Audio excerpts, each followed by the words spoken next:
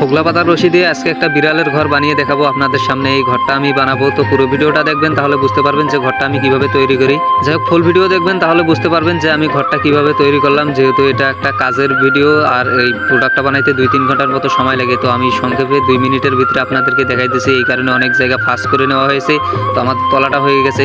আপনারা পুরো ভিডিওটা দেখলে বুঝতে পারবেন যে একটা ময়লা আবর্জনা থেকে আমরা কিভাবে একটা বিড়ালের ঘর বানাই। তলাটা হয়ে গেছে, আমরা এখন গায়ের বুনুনটা দেবো। আর বুনুন শেষে দেখতে পারবেন ভিডিও শেষে যে অনেক সুন্দর একটা ঘর আমি তৈরি করে ফেলেছি এই হোগলা রশি দিয়ে বা এই ময়লা আবর্জনা দিয়ে। তো আমাদের অর্ধেক প্রায় হয়ে গেছে।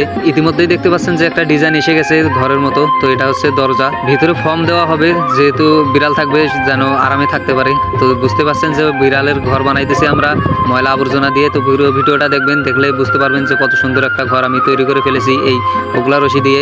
তো আমাদের হয়ে গেছে প্রায়। আমি ভিডিওটা অনেক ফাস্ট করে নিয়েছি, আর এটা শর্ট ভিডিও। আপনারা যদি ফুল ভিডিও দেখতে চান আমার চ্যানেলে আছে, আপনারা দেখে আসতে পারেন। তো যাই হোক, আমাদের মোটামুটি গা বুনুন হয়ে গেছে। আমরা এখন দুটা ছাদ বানাবো বা চাল বানাবো। এটা আমাদের ভাষায় বাংলা ঘর বলে, আমাদের রংপুরের ভাষায়। তো আপনাদের এলাকায় এই ঘরটাকে কি বলে কমেন্টসে জানাবেন। যাই হোক, আমি এইভাবে কাজ করি, আপনাদেরকে জানিয়ে রাখি যে আমি গ্রামের সাধারণ মানুষকে নিয়ে হাতের কাজ করি, তাদেরকে হাতের কাজ শেখাই এবং ব্যবসা করি। এটা নিয়ে গ্রামের অনেক দরিদ্র মানুষ আমার কাজ করে, যারা এই কাজ দিয়ে জীবিকা চালাইতেছে। তো আপনারা আমার চ্যানেলটা থেকে ঘুরে আসবেন বা দেখবেন, সবাই একটু সাপোর্ট করবেন। যাই হোক, আমরা এখন ছাদটা বানাবো। আর প্রসেসটা যেহেতু একই আর শর্ট ভিডিও, তাই সব কিছু তাড়াতাড়ি করে নেওয়া লাগছে। যাই হোক, আমাদের একটা সাইড হয়ে গেছে, এখন দ্বিতীয় ছাদটা আমরা বানাবো। প্রসেস যেহেতু একই, এই কারণে আমি ফাস্ট করে নিয়েছি বা বেশিক্ষণ দেখাই নেই।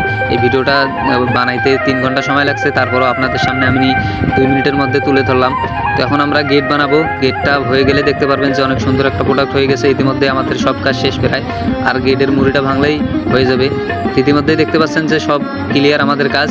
ঘরটাও অনেক সুন্দর হয়েছে, দেখতেইছেন যে অনেক একটা সুন্দর একটা ঘর। তো আপনাদের যদি ঘরটা পছন্দ হয়ে থাকে বা ভালো লাগে, সবাই একটা লাইক দিবেন আর চ্যানেলটা সাবস্ক্রাইব করবেন। আসসালামু আলাইকুম।